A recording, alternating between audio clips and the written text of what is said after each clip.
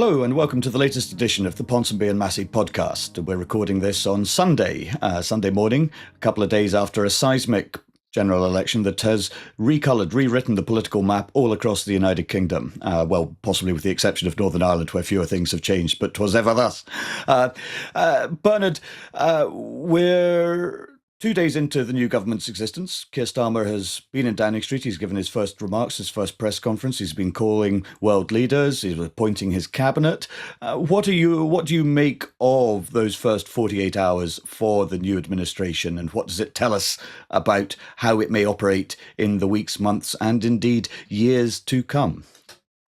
Well, I think it's just standard choreography, isn't it? It's about getting out lots of pictures which say he's no longer leader of the opposition, he's the prime minister, he's on the world stage, etc., etc., etc.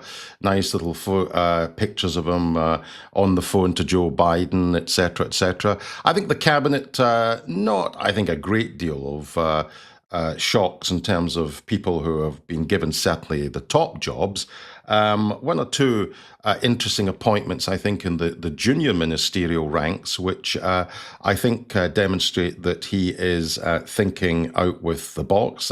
The junior ministerial position for Sir Patrick Vallance, the position for Mr. Timson, That's prisons, yes, the quite prisons, brutal way, the quite brutal way in which he sort of seems to have dispatched Emily Thornberry and brought in a KC to take up one of the legal positions. So it's been interesting. It's been busy. It's what you would expect. I'm much more interested in the coming weeks to listen to what's coming out of not number 10 Downing Street, but number 11 Downing Street, because the ability of this government to sustain itself longer term, as we have spoken many times, is all about economic growth. It's all about getting business on side. Since the election, a lot of very warm words for Labour from senior business figures saying they're on the right page, they get it, this is all very encouraging. We hope that they deliver. I think that the new Chancellor has asked the OBR for more updated figures to see what the fiscal headroom is.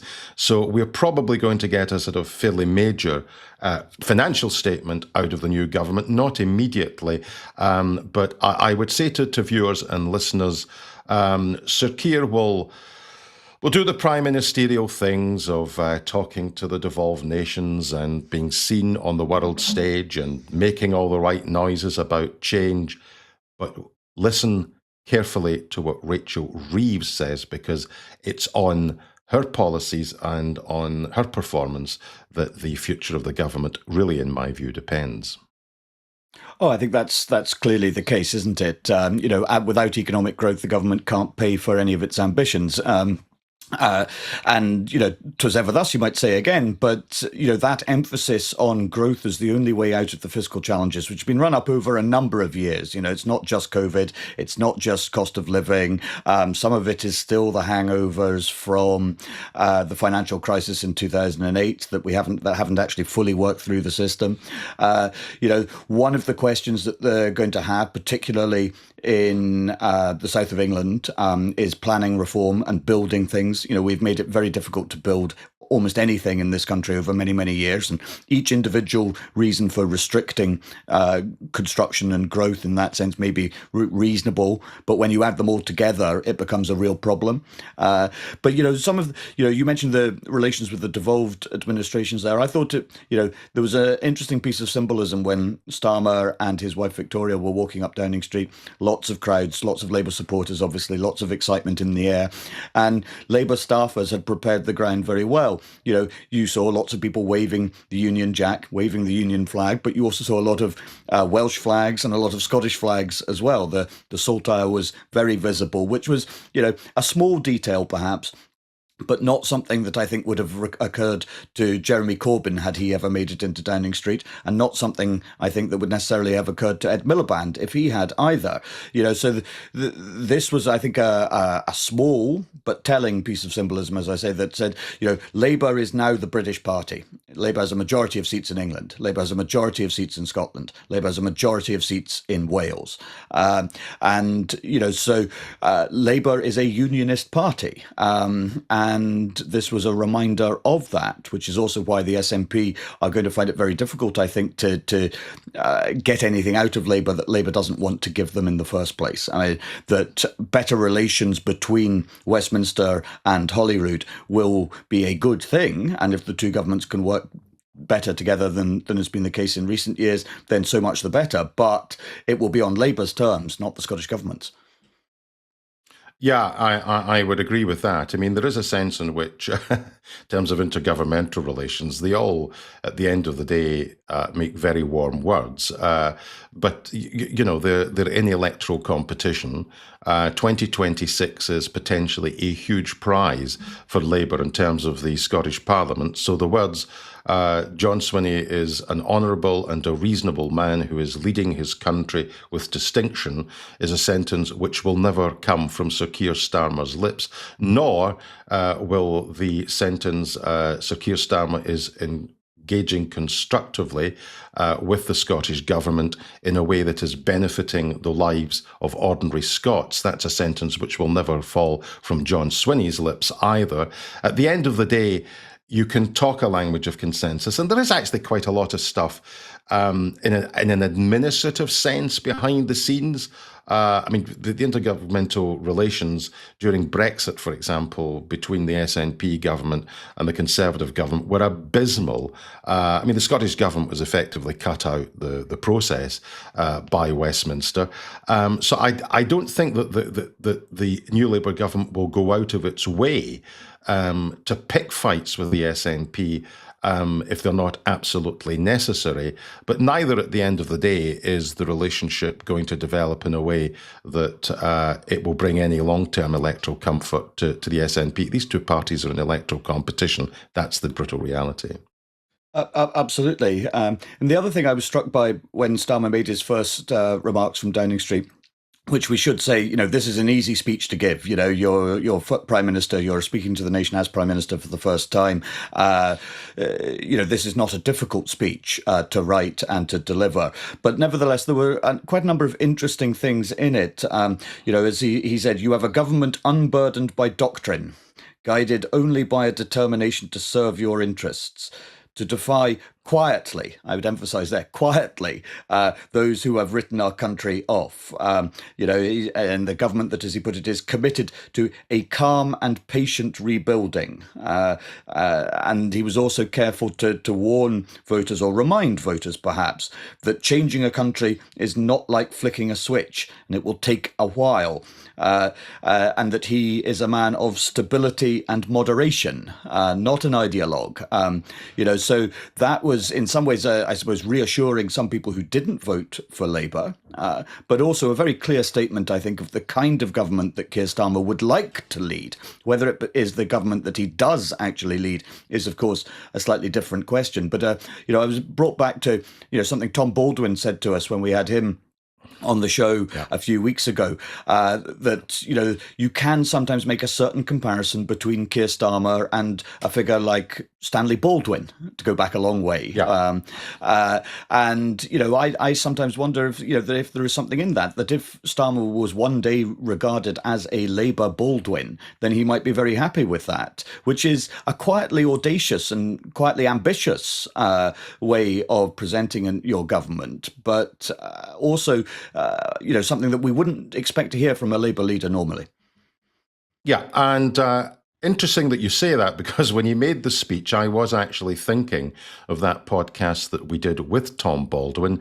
And for those that didn't see it, please go back and listen to it. It genuinely is quite a fascinating insight into both the personality and the politics and the background of Sir Keir Starmer. And Tom Baldwin did make the point, this is not a man who is encumbered by ideology. And when I kept putting the point point, but where does he stand in the Labour ideological spectrum? Tom Baldwin pointing out, no, you're missing the point. He doesn't come at politics in terms of where do I stand in the Social Democrat all the way through to Clause 4 socialists on the Labour left. That's not how he views the Labour Party. It's not how he views politics. And one of the things that Tom Baldwin also was very, very keen to stress in that podcast was that Starmer may well look moderate and lawyerly, but he is absolutely ruthless. Completely and utterly ruthless. And I'm sure, and there will be turbulence and there will be difficulties in the days ahead, and the honeymoon period will be very, very short. I suspect if people are not delivering in terms of ministerial portfolios, he will deal with them very, very quickly. So I think we're in for an interesting time. It's also, and I think this is actually worth pointing out, probably this is the most working class cabinet that we've ever had. And again, Labour cabinets tended to have a lot of big intellectual figures, despite the fact it was the party of the workers and so on. So I think we're in for a very, very interesting time, and we're also in for a very interesting time looking at the Conservatives and what's going to happen there. How long, Alex, will Sunak hang around? Well, this is a good question. I mean, we already have intimations that people like David Cameron, for instance, are saying, look, we need to take our time over a leadership contest. Yes, it's perfectly reasonable for Rishi Sunak to say that he wants to stand down from leading the party, but you cannot have a sort of precipitous rush to choosing a new leader. That a period of contemplation and thinking and about, well, where do we go next needs to take place. And so that would require Sunak, I think, to remain leader until the autumn. I don't see any real point in having a leadership contest over the summer months. When not a lot is going to be happening. There's not a lot, well, there's quite a lot that's going to be happening, but not very much that the Conservative government can do or have anything useful to say about. Because, when you have a beating like this at an election, nobody is going to be very interested in what the Conservatives' criticisms of whatever, opening initiatives are launched by the new government. Nobody's going to be listening. So the big question, I suppose, for the Conservative Party is, once again, this thing of how do they deal with reform? And yet again, I think there is going to be a kind of category error made here. You have a lot of Conservatives who are saying, well, look, if you add the reform votes to the Tory votes in lots of constituencies all across England, then we would have held those seats. But this is a misunderstanding of who votes for reform. There is various polling that suggests that only around 40% of reform voters were actually, if you like, lapsed Tories. Others came from other parties. Others were people who perhaps wouldn't ordinarily vote at all. Reform is a sort of sensibility. It's it's an expression of alienation and of anger and frustration. Some of it racist, yes, but not all of it. Although they do manage to have an extraordinary high percentage of their candidates who are certifiable. So you can't just lump reform and Conservative together and think that solves the Tories' problems. On the contrary, I think it exacerbates them, that kind of approach, because it vacates the centre ground. And again, I do not believe that the Conservatives lost this election because they bungled immigration or other individual policy areas. They lost because people looked at Boris Johnson and they thought the turmoil that he has led the country through is unacceptable. They looked at Liz Truss and they thought, we're not having that. And Rishi Sunak was then in a sort of mopping up exercise, trying to restore some semblance of stability. But people never loved Rishi Sunak, and they never forgot, and they certainly didn't forgive what had come before him. So it's competence and character that doomed the Conservatives, not individual policy areas. Yeah, I think that they're facing an existential crisis. And the first question that they really have to address is, what is the Conservative Party for? And unless they can work out what they're for, they're going to be in big problems in the years ahead.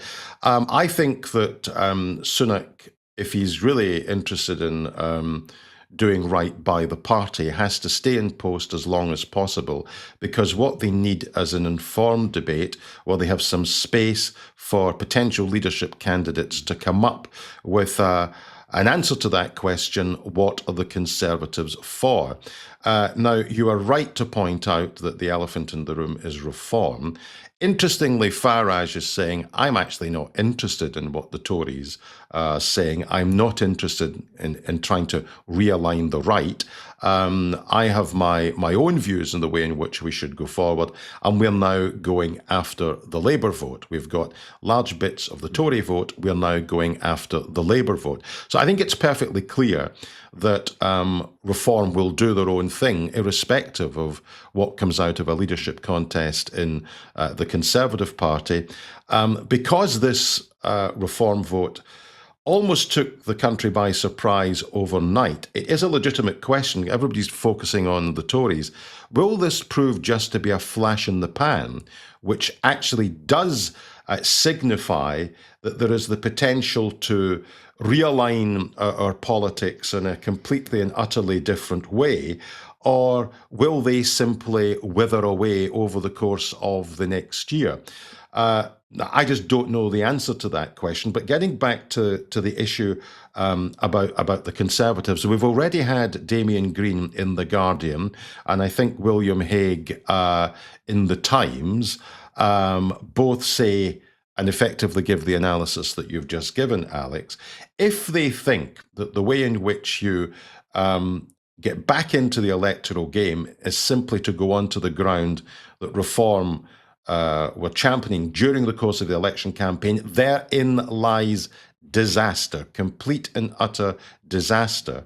But there are people on the right of the party, Suella Braverman, Kemi Badenoch, who will, when there is a leadership contest, say, we do not win from the centre ground, because these politicians do not inhabit the centre ground. They want a robustly right-wing, low-tax, small-state agenda.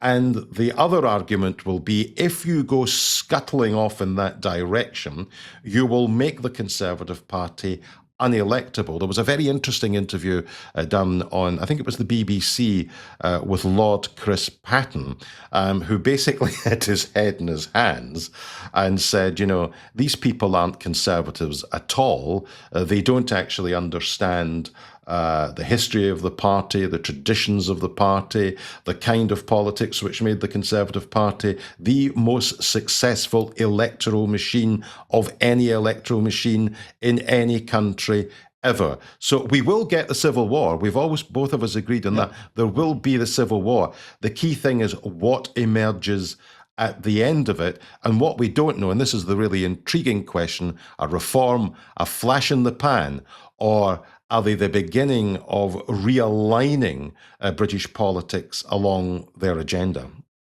Well, that's the excellent question. Their agenda is essentially Trumpian, or it has some similarities with the Le Pen movement in France. And I think it was Gideon Rachman of the Financial Times wondering, does Reform's vote, are we a couple of electoral cycles away from Reform being the major party of the right? Now, I think that is not the case. In 2015, UKIP won 3.8 million votes and had 2 MPs. Nearly a decade later, Reform, which is the sort of son of UKIP, win 4 million votes and 5 MPs. So, again, it is worth pointing out that David Cameron was able to win a majority, even though UKIP took 3.8 million votes. So the notion that the Conservative Party is doomed unless it vanquishes Reform, I think, is not borne out by electoral history and precedent. I think it is very dangerous for the Conservative Party to think that actually Reform is the problem. The problem for the Conservative Party is the Conservative Party. I also think you were a bit unfair on Kemi Badenoch there. She's made it quite clear that she wants no truck with Farage. She views him as a kind of crocodile who wants to eat the Conservatives' lunch, or the wolf. But she's a right winger. Well, yes, but she's not. But she's not a Reform style right winger. So the notion that she thinks that they just need to absorb reform, I think is not borne out by what she says herself. I also think it would be imprudent for her to actually run for the leadership on this occasion. I think that she might well win it, but this is not the time or the moment in the electoral cycle where I think you want to be leading the Conservative Party. It's much better to wait and let somebody else take the hit now. I think if he had his time again, William Hague would not choose to become leader after the Blair landslide in 1997, or if he had to do it all over again. I think he would see that his own interests and perhaps the interests of the party were better served by waiting. And so there may be some calculations like that come into play for some potential Tory leadership candidates. But you're right. The reckoning is going to be prolonged, but that's also why you can't rush into a new leadership election too soon, too precipitously. Yeah. Meanwhile, up the road in what Sir Billy Connolly once described as the wee pretendy parliament, some MSPs on the Conservative side will all be looking at one another and thinking, who wants it? Well, some of them are very disappointed that Douglas Ross lost in Aberdeenshire North, because it means they have to spend more time with him at Holyrood, and they would like to spend less time with him, which is perhaps unfair. But there we go. Let's not dwell. Somebody's got to take possession of the black spot. But the problem for the Scottish Tories is, what do you talk about if independence isn't on the table? And with independence, threat of they need to have a couple of ideas. Well, I mean, one would do, and I don't see, again, a period of reflection. There's no point rushing into a new leadership contest. Nobody's going to be listening to the Scottish Conservatives over the summer. Wait until the autumn, let the dust settle, see how the lie lands, then all the other sort of cliches. I think we can both agree that we shouldn't waste any more breath over the Scottish Conservatives, because I don't think it matters who leads them. And if anyone has leadership ambitions longer term, they should probably sit this one out, because I don't think there is anything that can be done which is going to save them in 2026. And of course, we should point out that their share of the vote last Thursday was completely and utterly abysmal. The SNP share of the vote was not abysmal. It was still 30%, but it still led to a fairly calamitous situation for the party of government. My view is always... I think you're understating it there. Yeah. Well, outbid me in calamitous. Calamitous is fairly strong. Force 12 nightmare. Force 12 nightmare there. Okay. I would say, I did say on Friday that Labour shouldn't really count the chickens in relation to 2026. There's a lot of politics to go. There's a lot of dynamics that are unknown. We don't know how popular or unpopular the Starmer government will be in 2026. We don't know what the consequentials will be in money terms for the Scottish bloc.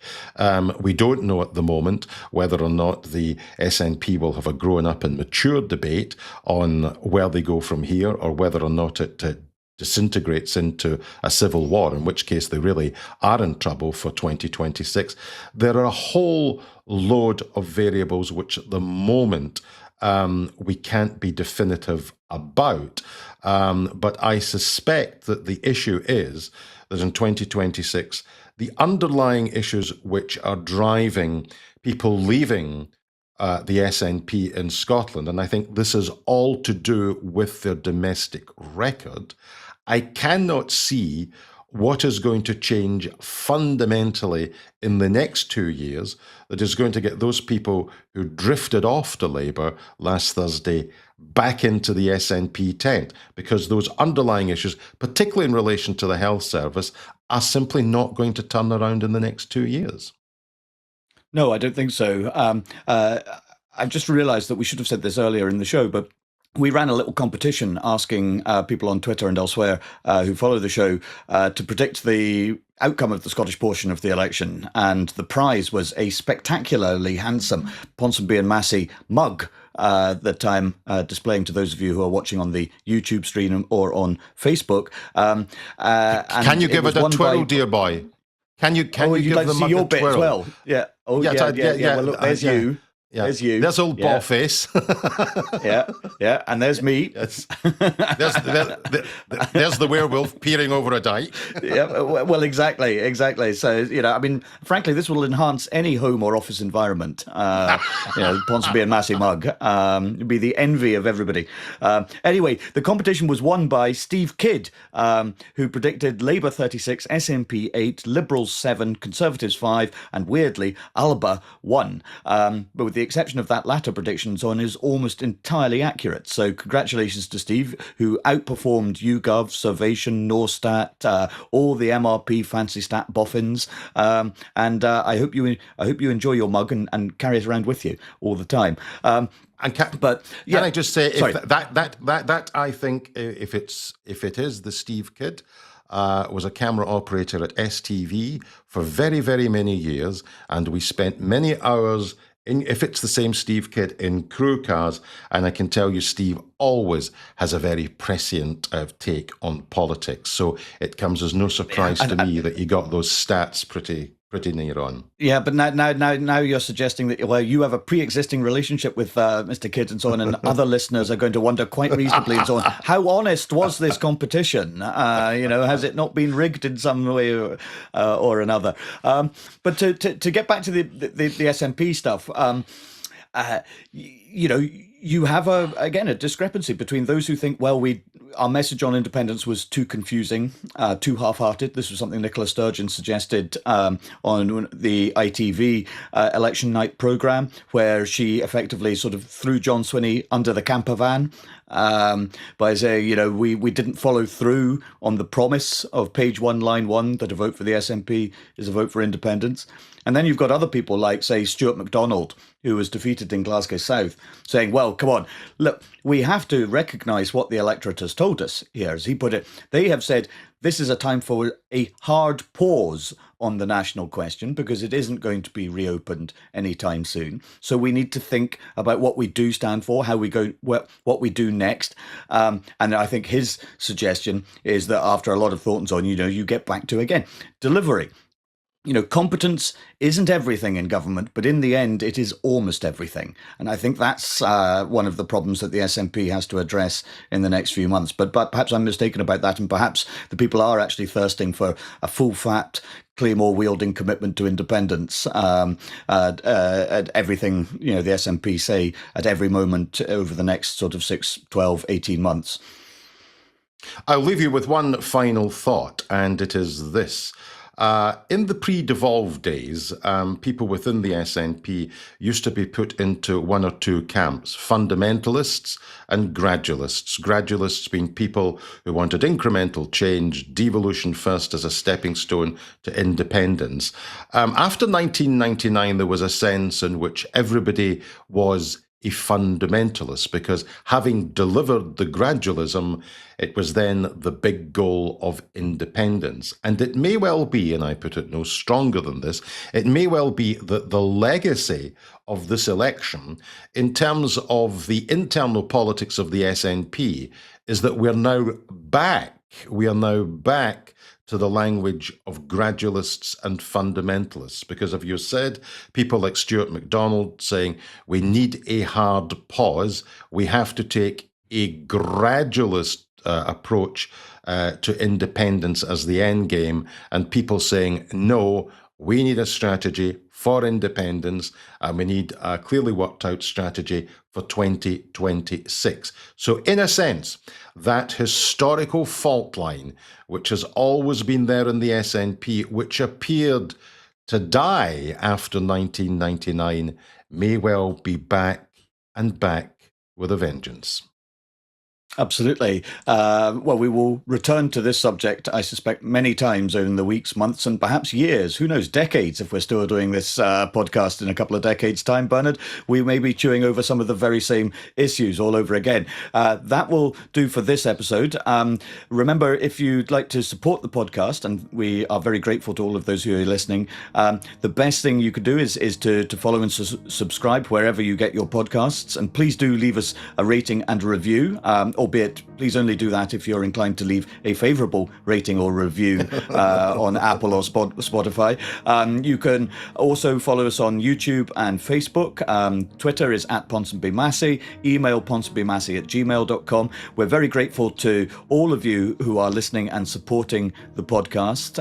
We know that the show's been heard by a large number of political leaders, business leaders, journalists, academics, opinion formers, and what our producer Paul kindly refers to, lovingly, I think, everyday political anoraks. If you think that's an audience that would like to hear from your organisation, then there are also sponsorship opportunities available on the podcast, so please do get in touch if that tickles your fancy. We will be back in a couple of days' time answering some of your questions, I think, and we shall await new political developments with the new government with considerable interest. And I'm away to get on my anorak, zip it up, and go for a walk. But for this episode, from me, it's goodbye. And it's goodbye from me as well.